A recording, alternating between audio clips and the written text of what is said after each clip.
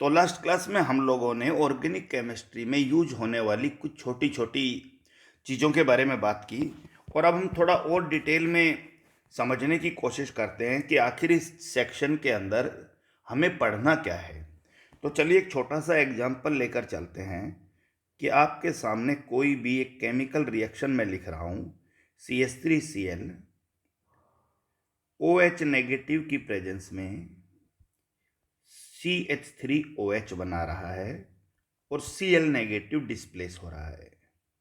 Right, इस reaction को हम और कंप्लीट भी लिख सकते थे, जहां हम इसको CH3Cl प्लस NaOH लिखकर राइट CH3OH और NaCl बना सकते थे, लेकिन अभी केवल इतने का ही जरूरत है। अब ध्यान से समझिए भाई कि इन चीजों के अंदर जो भी यहाँ रिप्रेजेंट किया गया है, यहाँ CH3Cl एक ऑर्गेनिक कंपाउंड है, राइट। और ये ऑर्गेनिक कंपाउंड रिएक्शन के लिए अपना कार्बन प्रोवाइड करवाता है। तो इस कंपाउंड को हम केमिस्ट्री में सबस्ट्रेट के नाम से जानेंगे। The organic compound which provide its carbon for a chemical reaction is known as substrate, right. जबकि दूसरी तरफ OH नेगेटिव इस सबस्ट्रेट के ऊपर अटैक करता है, right. So it is known as attacking reagent, right. This OH negative is called attacking reagent. Attacking reagent कहाँ attack करेगा? सबस्ट्रेट के ऊपर अटैक करेगा। CH3OH is the product formed in this organic reaction, right? And Cl negative is not the main product, it is the side product called byproduct, right? Main product नहीं है, side product है, तो इसको क्या कहा जाएगा? By product कहा जाएगा। लेकिन ऑर्गेनिक केमिस्ट्री की रिएक्शन जितना सरल आपको यहाँ स्क्रीन पे दिखाई दे रहा है, उतनी सरलता से नहीं होती है। अभी बीच में बहुत कुछ घटित होता है जो यहाँ पर विजिबल नहीं है, और हमें इस पूरे सेक्शन के अंदर उन्हीं चीज़ों को समझने की कोशिश करते हैं। ये बिल्कुल वैसा सा ही कहानी है कि किचन में मान लीजिए हम लोग कोई भी एक सब्जी बनाएं, तो हमें ऐसा लगता है कि जो रॉ मटेरियल है वो काट कर डाल दिए और फिर फाइनली सब्जी तैयार हो गया। बीच में बहुत सारे स्टेप्स होते हैं जहाँ अलग अलग चीज़ें अलग अलग टाइम के ऊपर डाली जाती हैं, राइट। तो उन सब चीज़ों को समझना भी हमारे लिए बहुत ज़्यादा ज़रूरी है, तभी कोई भी व्यक्ति सब्जी बनाना सीख सकता है, राइट। अगर उसको केवल इतना ही ध्यान रखना है कि सभी चीज़ों को काट कर डाल दीजिए और मिला लीजिए और गर्म कर दीजिए और सब्जी बन जाएगी, तो फिर वो कभी भी सब्जी नहीं बना पाएगा। बिल्कुल वही कहानी आपका केमिकल रिएक्शन का है कि रिएक्टेंट को कांटेक्ट में ले आए और प्रोडक्ट बन गया। केवल इतने से ही आप रिएक्शन को समझ पाओगे, तो ये ठीक नहीं है। रिएक्शन को समझने के लिए इन दो स्टेप्स, जहां सबस्ट्रेट और अटैकिंग रिएजेंट का कांटेक्ट और प्रोडक्ट का बनना के बीच में जो कुछ घटित हुआ है, उसको समझना भी हमारे लिए जरूरी है, राइट। अब बीच में क्या घटित हुआ होगा? बीच में घटित हुआ होगा भाई कि एक ऐसा सिचुएशन बना होगा जहां पर ओल्ड बॉन्ड ब्रेक्स हुए होंगे, ओल्ड बॉन्ड ब्रेक हुए होंगे, राइट। न्यू बॉन्ड्स की फॉर्मेशन हुई होगी, न्यू बॉन्ड फॉर्म हुए होंगे। और ऐसी स्थिति जब पुराने बॉन्ड टूट रहे हों, नए बॉन्ड बन रहे हों, प्रोडक्ट बनने के लिए एक बेस तैयार हो गया हो, इस सिचुएशन को हम हमारी केमिस्ट्री में रिएक्शन इंटरमीडिएट के नाम से जानते हैं। इस सिचुएशन को हम अपनी केमिस्ट्री के अंदर रिएक्शन इंटरमीडिएट के नाम से जानेंगे। रिएक्शन इंटरमीडिएट किसी भी ऑर्गेनिक रिएक्शन में बीच में कहीं बनता है। बीच का मतलब बीचों बीच नहीं, कहीं भी बीच में किसी पॉइंट पर जाकर बनता है। रिएक्शन इंटरमीडिएट एक ऐसी स्थिति को रिप्रेजेंट करता है जहां पुराने बॉन्ड लगभग टूट गए हैं और नए बॉन्ड आपके लगभग लगभग बनने वाले हैं, राइट। उस सिचुएशन को रिप्रेजेंट करता है। रिएक्शन इंटरमीडिएट एक मोमेंटरली सिचुएशन होता है, परमानेंटली नहीं बनता है, एक मोमेंट के लिए बनता है, हाईली अनस्टेबल है, मोर एनर्जी की सिचुएशन को रिप्रेजेंट करता है। और सब ध्यान रखिए कि जिसकी एनर्जी ज़्यादा होती है वो हाईली अनस्टेबल होता है, और हाईली अनस्टेबल है तो इमीडिएटली कन्वर्ट हो जाएगा किसके अंदर? तुरंत ही आपका स्टेबल प्रोडक्ट के अंदर कन्वर्ट होगा। किसके अंदर कन्वर्ट होगा? स्टेबल प्रोडक्ट के अंदर कन्वर्ट होगा, राइट। और स्टेबल प्रोडक्ट है तो डेफिनेटली इसकी जो एनर्जी है वो लो एनर्जी होनी चाहिए, आप सब समझिए। इसका मतलब इंटरमीडिएट हाई एनर्जी का होता है जबकि प्रोडक्ट लो एनर्जी का होता है। जो हाई एनर्जी का है वो आपका हाईली अनस्टेबल है और वो तुरंत ही बदल जाता है किसके अंदर, स्टेबल प्रोडक्ट के अंदर। और स्टेबल प्रोडक्ट डेफिनेटली आपका लो एनर्जी का है। तो ऊपर जो हमने रिएक्शन को लिखा था, अब उसका लिखने का तरीका बदलते हैं। और लिखने का तरीका यह है कि अटैकिंग रिएजेंट और सबस्ट्रेट दोनों एक दूसरे के कांटेक्ट में हैं। Substrate plus attacking reagent, yes. और I point out here the substrate plus attacking reagent.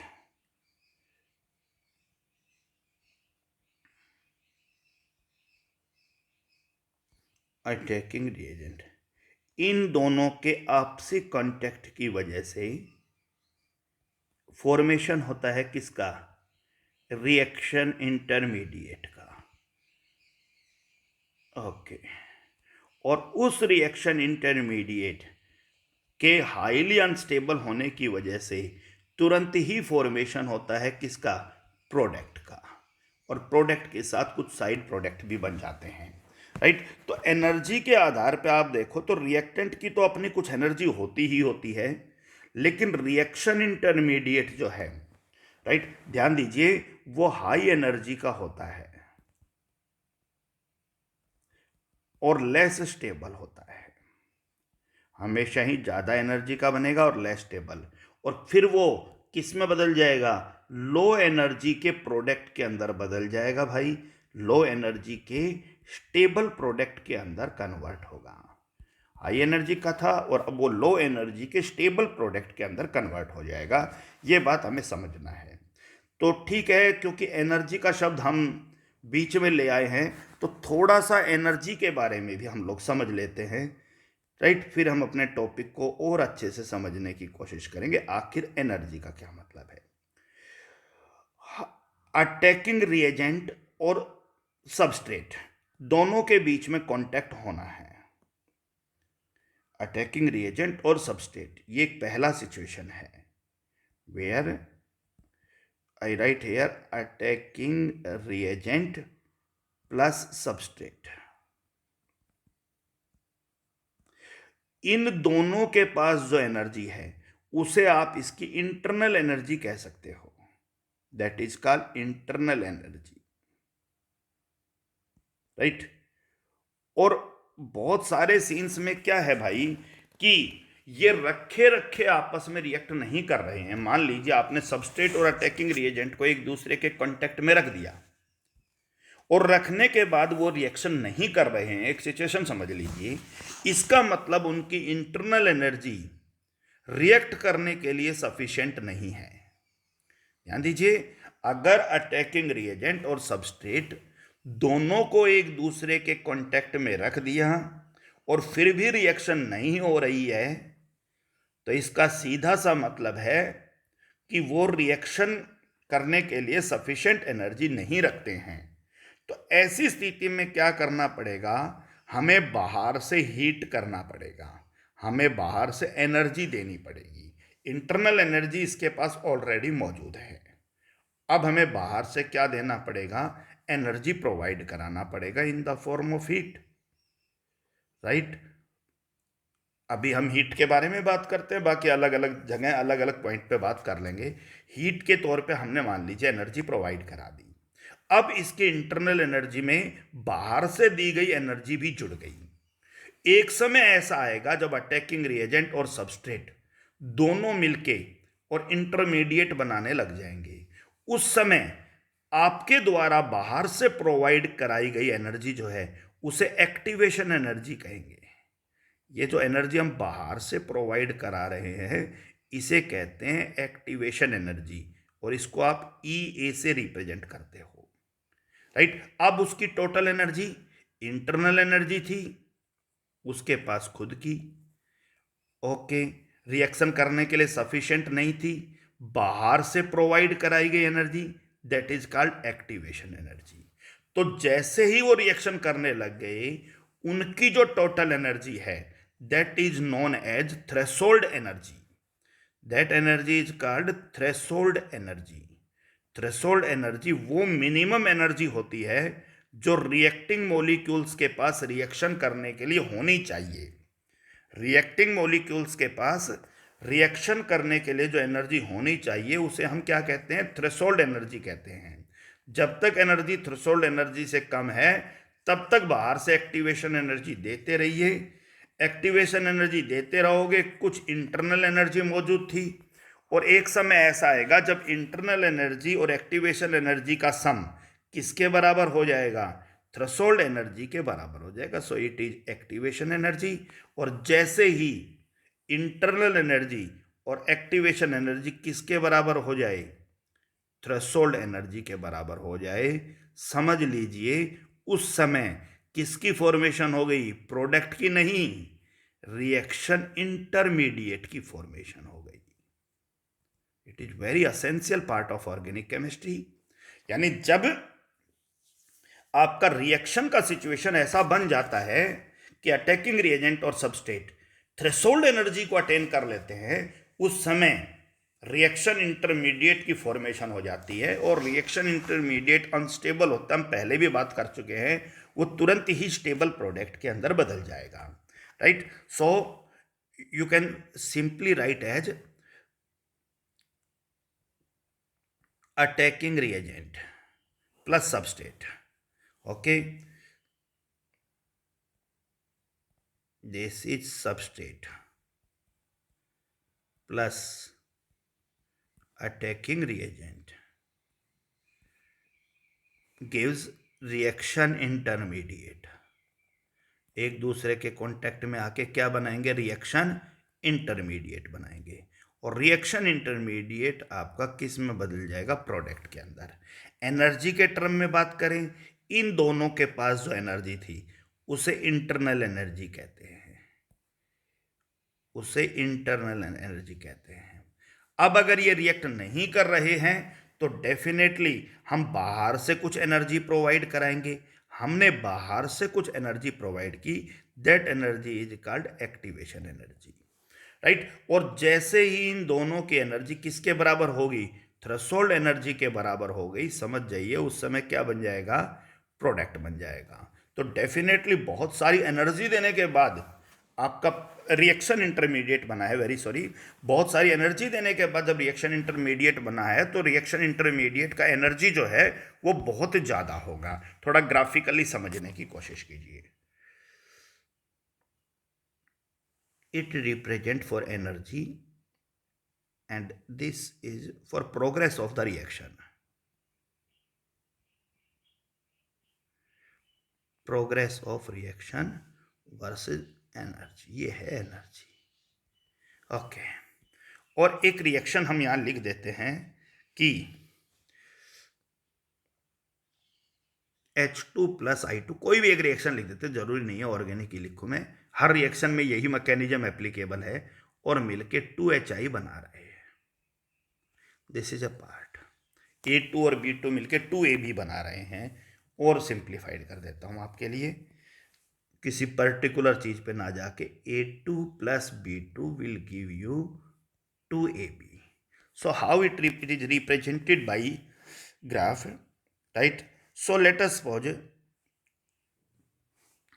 this is the energy level of reactant, substrate and attacking reagent A2 plus B2. So it is called internal energy, or I mentioned here energy of reactant. This is the energy of reactant. Or if this energy is not sufficient to react, so we have to provide some external energy, right? तो जो energy, जो external energy हम लोग provide करा रहे हैं, समझिए ध्यान से, उस एनर्जी को अब हम क्या कहेंगे भाई? एक्टिवेशन एनर्जी कहेंगे।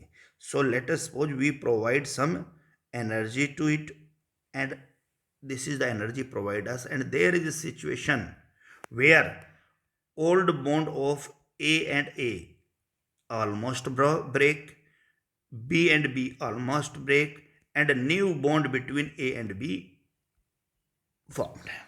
एक ऐसा सिचुएशन बन गया जहां ए और ए के बॉन्ड लगभग टूट गए हैं, बी और बी के बॉन्ड लगभग टूट गए हैं, और ए और बी के बीच में बॉन्ड लगभग बन गए हैं। इस सिचुएशन को आप लोग एनर्जी के टर्म में कहोगे कि रिएक्शन इंटरमीडिएट का फॉर्मेशन हो गया और रिएक्शन ने अपनी थ्रेशोल्ड एनर्जी की वैल्यू को अटेन कर लिया है, क्योंकि ये जो बना है ये आपका क्या बना है, ए और बी प्रोडक्ट नहीं है, ये है reaction intermediate. This is reaction intermediate. Okay, दूसरी तरफ जो एनर्जी आपने बाहर से प्रोवाइड की है, that is this is the energy which we provide from any external source. This is the energy, and this energy is represented as activation energy, right? We know it very well.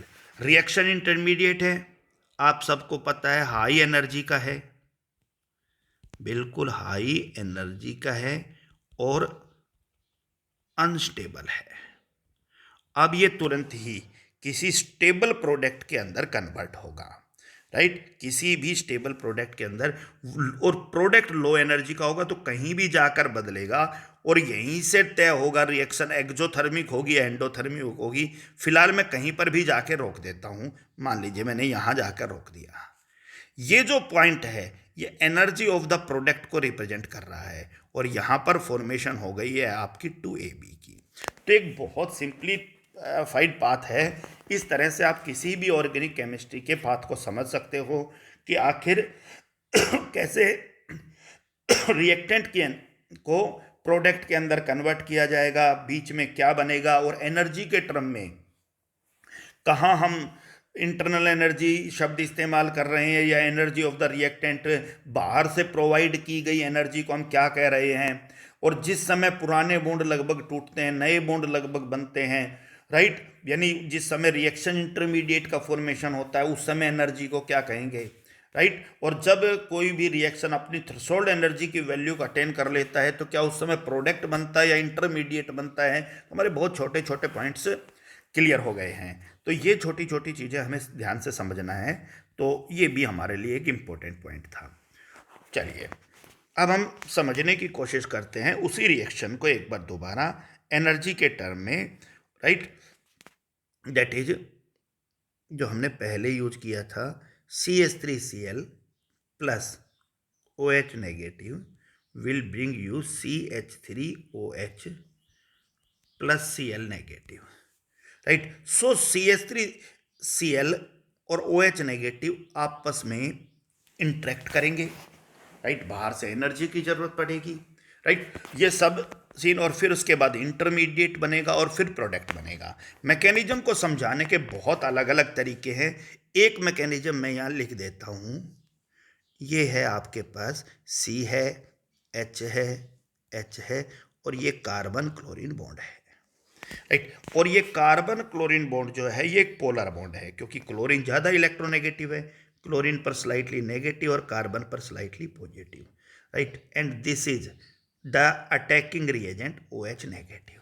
Substrate, this is substrate, OH negative, that is attacking reagent,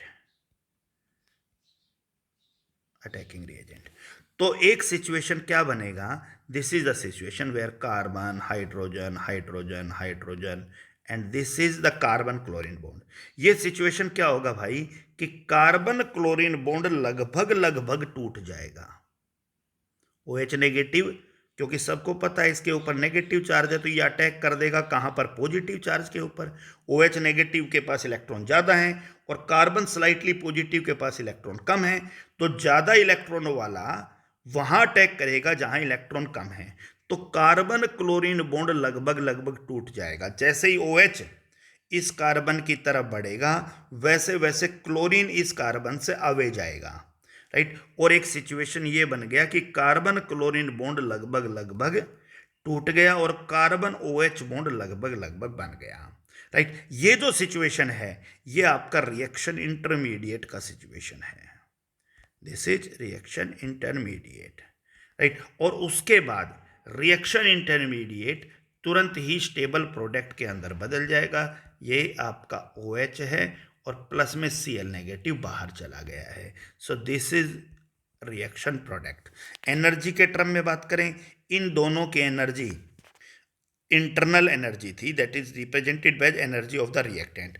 बाहर से provide कराई गई energy, right, that is called activation energy. जैसे ये energy किसके बराबर हुई, threshold energy के बराबर हुई, उस समय आपका क्या बन गया, रिएक्शन इंटरमीडिएट बन गया। और आप उसके बाद देखिए कि रिएक्शन इंटरमीडिएट जो है वो हाई एनर्जी का अनस्टेबल सिचुएशन है, हाई एनर्जी का है, तुरंत ही लो एनर्जी के प्रोडक्ट के अंदर बदल जाएगा, लो एनर्जी के स्टेबल प्रोडक्ट के अंदर कन्वर्ट हो जाएगा, स्टेबल प्रोडक्ट के अंदर कन्वर्ट हो जाएगा। So that is the reaction intermediate, high energy, unstable.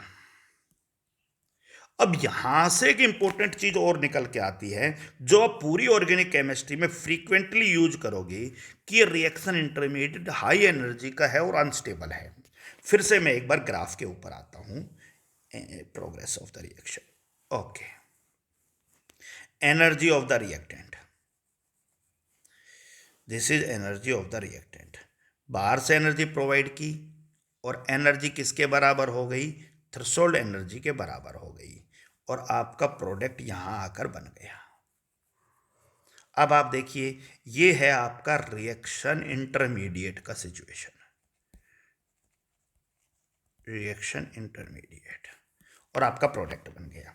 अगर मैं इसी रिएक्शन को, और बाहर से जो एनर्जी प्रोवाइड की, that is called activation energy, this is energy of the reactant, this is energy of the product, किसी और कंडीशन के अंदर समझने की कोशिश करूं और इस रिएक्शन को मान लो मैं यू बना दूं, तो आप ये समझिए कि रिएक्शन इंटरमीडिएट अब पहले से जल्दी बन गया है। ऐसा हो सकता है, कैटलिस्ट की प्रेजेंस में ऐसा हो सकता है। रिएक्शन इंटरमीडिएट कैटलिस्ट में रिएक्शन जल्दी हो जाता है, आप सबको पता है। तो अब इंटरमीडिएट जल्दी बन गया है, इसका मतलब इस सिचुएशन के अंदर इसकी थ्रेशोल्ड एनर्जी की वैल्यू यहां पर है। अब ये पहले से लो एनर्जी का है, रिएक्शन इंटरमीडिएट पहले से लो एनर्जी का है, इसका मतलब पहले से थोड़ा स्टेबल है। और अब उसे प्रोडक्ट तक पहुंचने में पहले जितना लॉन्ग पाथ यूज नहीं करना है, पहले ज्यादा लॉन्ग पाथ यूज करना पड़ रहा था, अब शॉर्ट पाथ यूज करना पड़ रहा है। इसका मतलब रिएक्शन जो है वो थोड़ी फास्ट हो गई है। अगर रिएक्शन इंटरमीडिएट लो एनर्जी का बने, मतलब हाई स्टेबल बने, जितना स्टेबल होगा, ऊपर जितना हाई एनर्जी का है, बार बार मैंने यूज किया, रिएक्शन इंटरमीडिएट हाई एनर्जी के होते हैं, लेस स्टेबल होते हैं। हम सबको एक बात समझ में आ गया कि जो जितना ज़्यादा एनर्जी का होगा उतना ही लेस स्टेबल होगा, उतना ही वो स्टेबल नहीं होगा। तो अगर वो लो एनर्जी का हुआ तो वो ज़्यादा स्टेबल होता जाएगा। एक और सिचुएशन देखिए कि मान लीजिए कोई और कैटलिस्ट या कोई और सिचुएशन है और आपका रिएक्शन इंटरमीडिएट यूँ बना और ये प्रोडक्ट का फॉर्मेशन। अब आप समझिए, अब रिएक्शन इंटरमीडिएट और लो एनर्जी का बना है, अब वो प्रोडक्ट में और जल्दी बदलेगा। तो यहां से एक बात निकल के आई है भाई कि रिएक्शन इंटरमीडिएट अगर मोर स्टेबल हुआ, रिएक्शन इंटरमीडिएट अगर मोर स्टेबल हुआ तो फिर प्रोडक्ट फास्ट बनेगा, प्रोडक्ट फास्ट बनेगा, फास्ट ऑब्टेन्ड।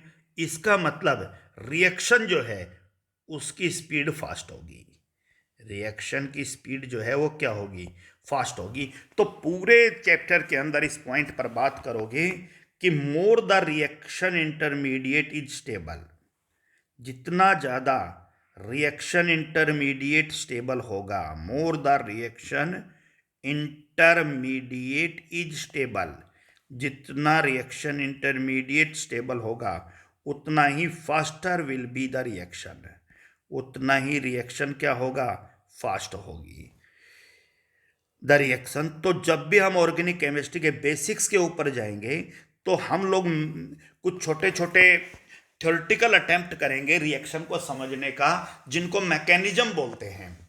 किसी भी हो चुकी केमिकल रिएक्शन को थ्योरेटिकली एक्सप्लेन करने का तरीका मैकेनिज्म। तो मैकेनिज्म में हम लोग इस चीज़ को समझाने की कोशिश करेंगे कि आखिर ये रिएक्शन फास्ट क्यों हुई, दूसरी रिएक्शन स्लो क्यों हुई। यानी रिएक्शन के काइनेटिक्स के बारे में जब हमें बात करना है तो हमें इस चीज़ को समझना पड़ेगा कि जिस रिएक्शन का इंटरमीडिएट ज़्यादा स्टेबल होगा वही रिएक्शन फास्ट होगी। ये पॉइंट हमें समझना है। अब बात आ जाती है एनर्जी का कॉन्सेप्ट हम थोड़ा समझ पाए, राइट। अब हम जो टर्म्स हमने यूज किए हैं उनको थोड़ा समझने की और कोशिश कर लेते हैं, राइट। और उतना ही समझेंगे जितना 11th क्लास में आवश्यक है हमारे लिए। Substrate, it is the organic compound which provide its carbon for a chemical reaction। तो सबस्ट्रेट डेफिनेटली आपका ऑर्गेनिक कंपाउंड ही होगा। ऑर्गेनिक कंपाउंड को ही हम लोग सबस्ट्रेट का नाम देंगे, राइट। इसको ज़्यादा समझाने की ज़रूरत नहीं है, कोई भी एक ऑर्गेनिक कंपाउंड लेके चलेंगे। अगली बात आती है भाई अटैकिंग रिएजेंट।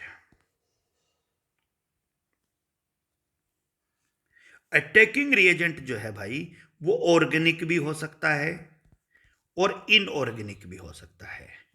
जरूरी नहीं है ऑर्गेनिक हो, इनऑर्गेनिक भी हो सकता है। लेकिन एक बात क्लियर समझ लीजिए, जितना हम 11th क्लास में पढ़ने वाले हैं उसके अनुसार ये हमारा जो अटैकिंग रिएजेंट है, जिसको आप ऑर्गेनिक या इनऑर्गेनिक कह रहे हो, ये 3 तरह का आपको मिलेगा। और वो 3 तरह का कौन सा होगा? या तो वो इलेक्ट्रॉन डेफिशिएंट होगा, या तो उसके पास इलेक्ट्रॉन कम होंगे, इलेक्ट्रॉन डेफिशिएंट होगा, राइट। या वो इलेक्ट्रॉन रिच होगा। जो अटैकिंग रिएजेंट है वो इलेक्ट्रॉन रिच होगा, या वो ऐसा होगा जिसके पास ओड इलेक्ट्रॉन हो, राइट। यूं समझ लीजिए जिसके पास एक फ्री इलेक्ट्रॉन मिल जाए। ओड इलेक्ट्रॉन का मतलब समझ रहे हो, 1 3 5, राइट। तो ओड इलेक्ट्रॉन में 3 हुआ तो एक पेयर है मौजूद है, जबकि एक फ्री इलेक्ट्रॉन है, ओड इलेक्ट्रॉन है। अब बात आती है भाई कि जो इलेक्ट्रॉन डेफिशिएंट अटैकिंग रिएजेंट है उसको नाम दिया गया है electrophile. That is named as electrophile. Okay. जो इलेक्ट्रॉन रिच अटैकिंग रिएजेंट है that is named as nucleophile. और जो ओड इलेक्ट्रॉन वाला अटैकिंग रिएजेंट है उसे नाम दिया गया है फ्री रेडिकल। यू समझने की कोशिश कीजिए, मैं आपके पास एक सीन बना देता हूं। This is electrophile, positive charge है, इलेक्ट्रॉन कम है। This is nucleophile, negative charge है, इलेक्ट्रॉन रिच है। And this is a free radical CH3। This is the free radical situation. और देखिए Cl पॉजिटिव, Cl पॉजिटिव आपने कभी नहीं पढ़ा है। ऐसा कोई सिचुएशन आज तक नहीं पढ़ा जिसमें क्लोरीन के ऊपर पॉजिटिव चार्ज। अब पढ़ लीजिएगा सब चीज़ें कि आखिर कैसे पॉजिटिव चार्ज। लेकिन क्लोरीन पॉजिटिव है तो इलेक्ट्रॉन डेफिशिएंट है, आप इसको इलेक्ट्रोफाइल कहोगे क्योंकि ये हमेशा इलेक्ट्रॉन की तलाश में रहेगा, राइट। इसी तरह से अगर कहीं ये सिचुएशन Cl नेगेटिव है तो डेफिनेटली इसके पास एक्स्ट्रा इलेक्ट्रॉन है, जितने थे उससे एक एक्स्ट्रा है। और तीसरा जो सिचुएशन है क्लोरीन फ्री रेडिकल, जिसके पास ओड इलेक्ट्रॉन है। और तो है ही है क्लोरीन के पास जितने हैं, लेकिन ये एक ओड इलेक्ट्रॉन है जिसको मैं रिप्रेजेंट कर रहा हूं। अब आप इनको ध्यान से समझिए। इन अटैकिंग रिएजेंट को अगर और समझने की कोशिश करते हैं कि जो इलेक्ट्रॉन डेफिशिएंट है वो ऐसा स्पीसीज है जिसके पास इलेक्ट्रॉन कम है, राइट।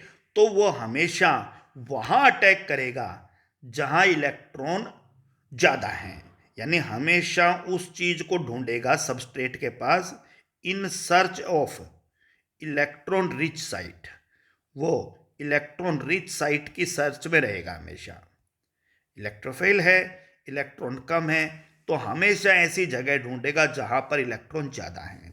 बिल्कुल उसी तरह से ही जो दूसरे वाला न्यूक्लियोफाइल है वो हमेशा सर्च में रहेगा इन search of electron deficient site. वो हमेशा इलेक्ट्रॉन डेफिशिएंट साइट के सर्च में रहेगा, राइट। और तीसरी तरफ जो फ्री रेडिकल है वो हमेशा ऐसी, क्योंकि एक इलेक्ट्रॉन तो उसके पास है और आप सबको इतना पता है कि एक बॉन्ड के बनने के लिए 2 इलेक्ट्रॉन चाहिए। सो हमेशा in search of site of odd electron, ऐसी साइट की तलाश में रहेगा जहां उसे एक इलेक्ट्रॉन और मिल जाए, राइट, वहां पर अटैक करने की कोशिश करेगा, राइट। सो जो आपका इलेक्ट्रोफाइल है उसको आप इलेक्ट्रॉन लविंग भी नाम दे सकते हो, इलेक्ट्रॉन लविंग क्यों? क्योंकि वो हमेशा ही इलेक्ट्रॉन की तलाश में है, right. So electrophiles are electron loving. जबकि दूसरी तरफ जो न्यूक्लियोफाइल्स है वो अपने इलेक्ट्रॉन किसी के साथ शेयर करना चाह रहे हैं, so they are called as electron hating. और ये हमेशा ओड इलेक्ट्रॉन को प्रीफर करते हैं। ओड इलेक्ट्रॉन को प्रीफर करने वाले आपके फ्री रेडिकल कहलाते हैं। तो रिएक्शन इंटरमीडिएट तक पहुंचने के लिए हमें 2 चीज़ें समझना जरूरी था, और वो था आपका सबस्ट्रेट और अटैकिंग रिएजेंट।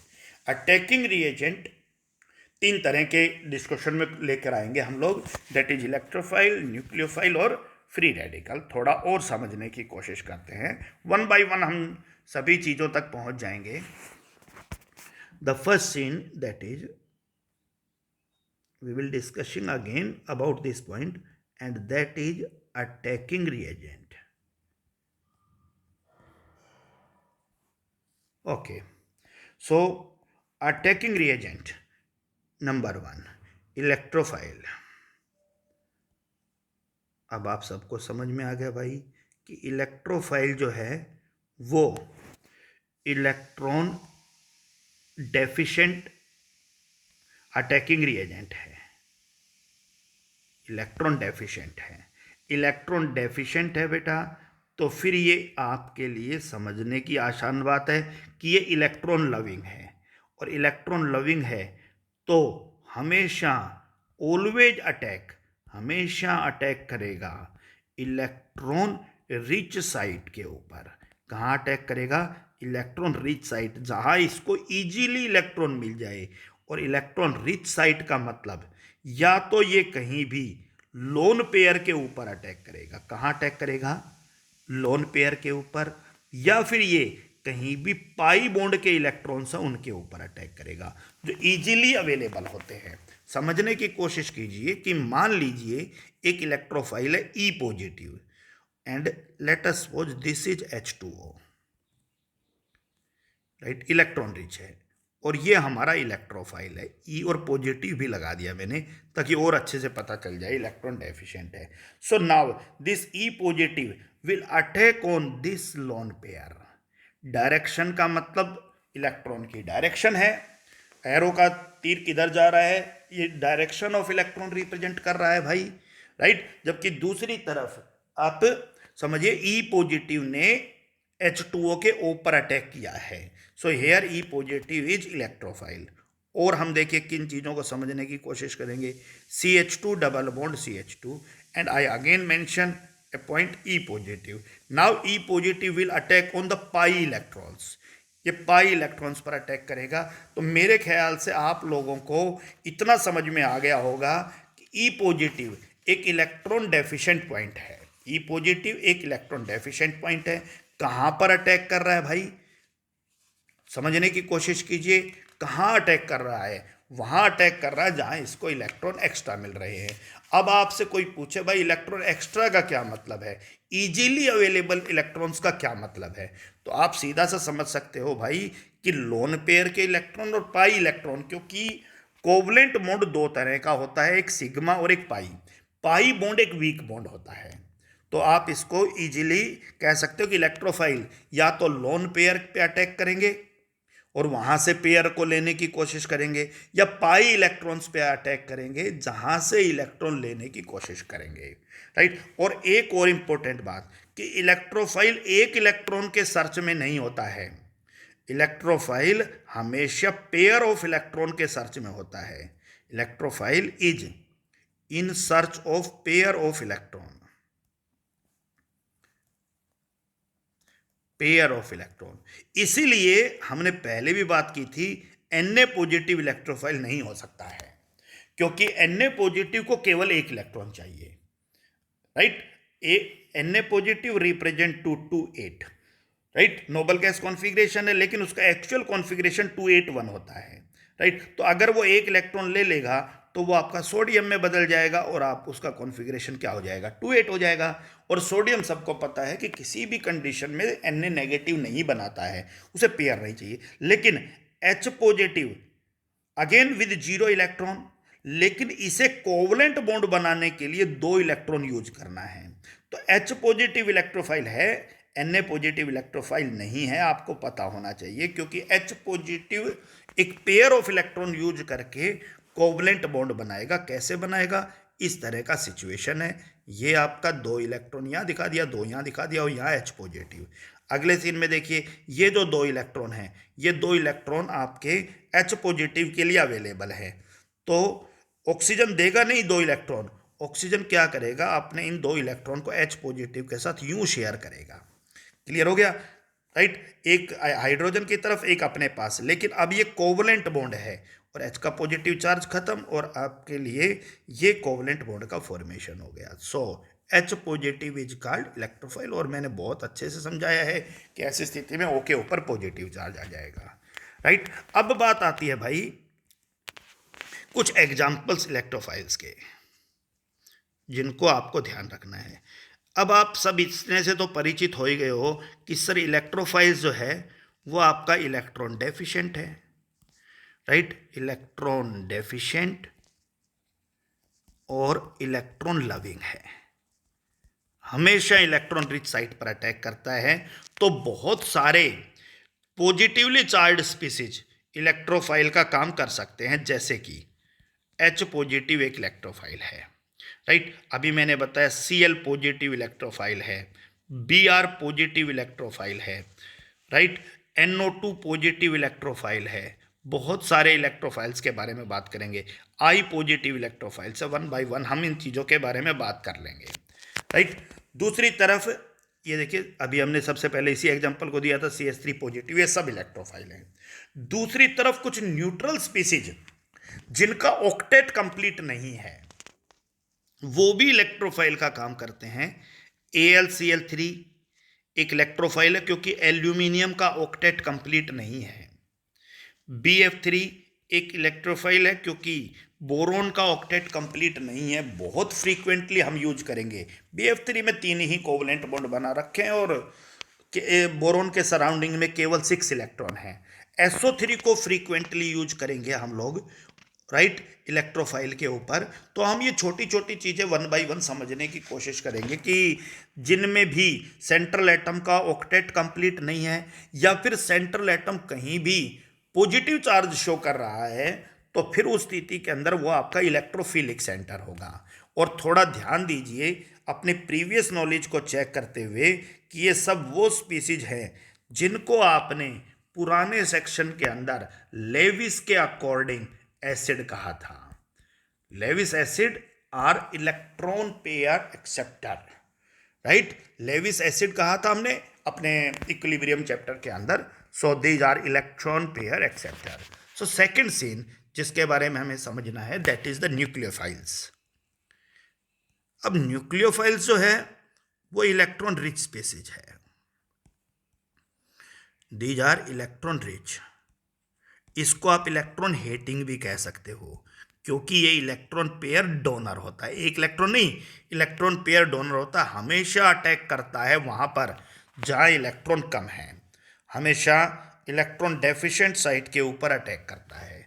तो सीधा सा मतलब है भाई, कुछ जर्नल एनायन आपको मिलेंगे, जैसे H negative, Cl negative, Br negative, कोई भी हेलोजन आप लिख सकते हो, F negative, I negative, OH negative, Cn negative. बहुत सारे नेगेटिव आयंस के बारे में आप लोग 1 बाय 1 पढ़ोगे। सब इलेक्ट्रॉन रिच हैं, सबके पास पेयर ऑफ इलेक्ट्रॉन अवेलेबल है, राइट। कुछ न्यूट्रल स्पीसीज जैसे जिनके पास लोन पेयर अवेलेबल है, यस डेफिनेटली H2O,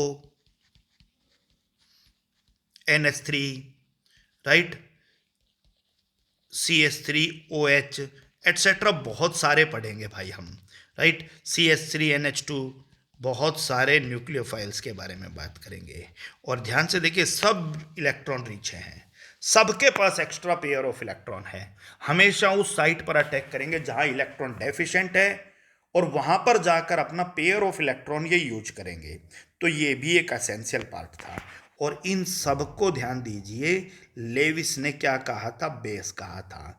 लेविस हर उस मॉलिक्यूल को बेस कह रहा था जो इलेक्ट्रॉन पेयर डोनर था, राइट। तो हमेशा ही केमिस्ट्री का जो रिएक्शन है वो इलेक्ट्रोफाइल वर्सेस न्यूक्लियोफाइल ज्यादा दिखाई देता है। कैसे दिखाई देता है? देखिए, H2O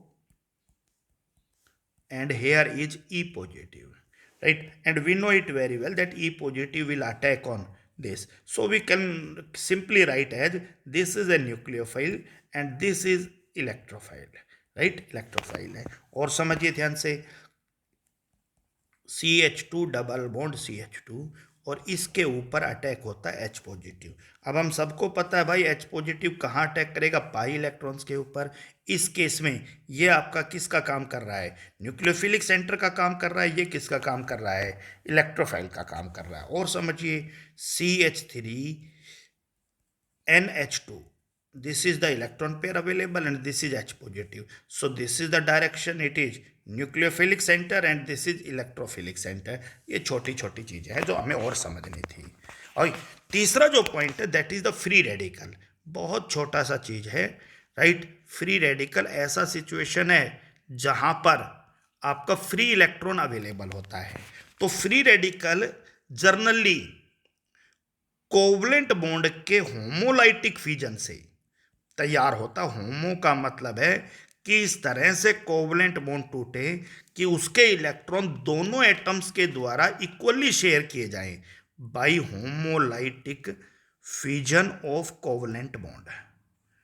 कोवलेंट बॉन्ड अगर ऐसे टूट जाए, ये देखिए Cl और Cl, और इनके पास खुद के भी ये 6 इलेक्ट्रॉन 3 लोन पेयर के पास, दोनों के पास मौजूद है।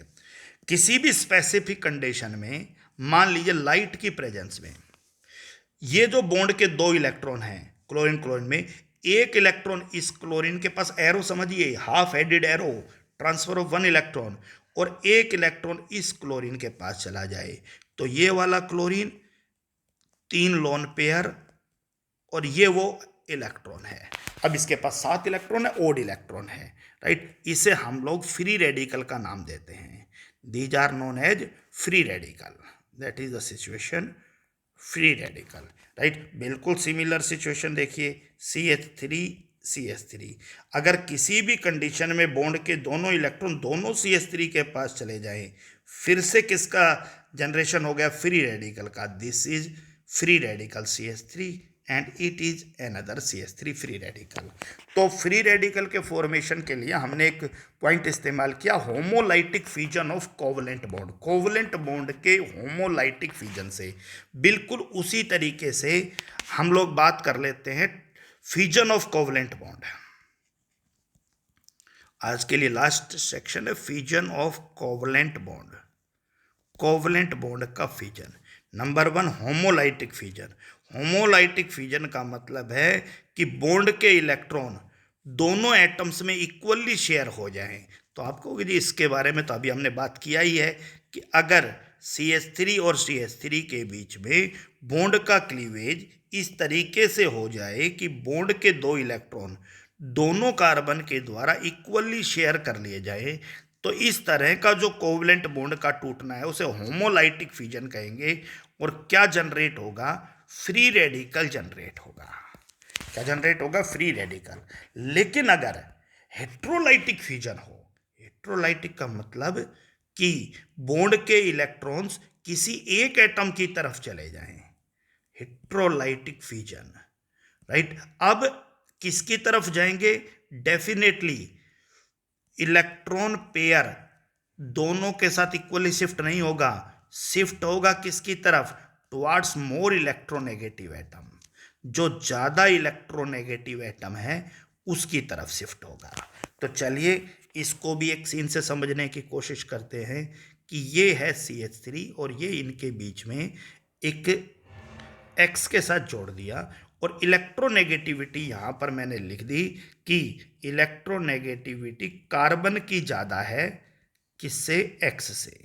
अब मामला आता, अगर ये इंफॉर्मेशन हमें प्रोवाइड करा दी तो इलेक्ट्रॉन पेयर ऐसी स्थिति में कार्बन की तरफ शिफ्ट हो जाएंगे, और कार्बन की तरफ शिफ्ट हो जाएंगे तो ये CH3 है, ये वो इलेक्ट्रॉन पेयर है।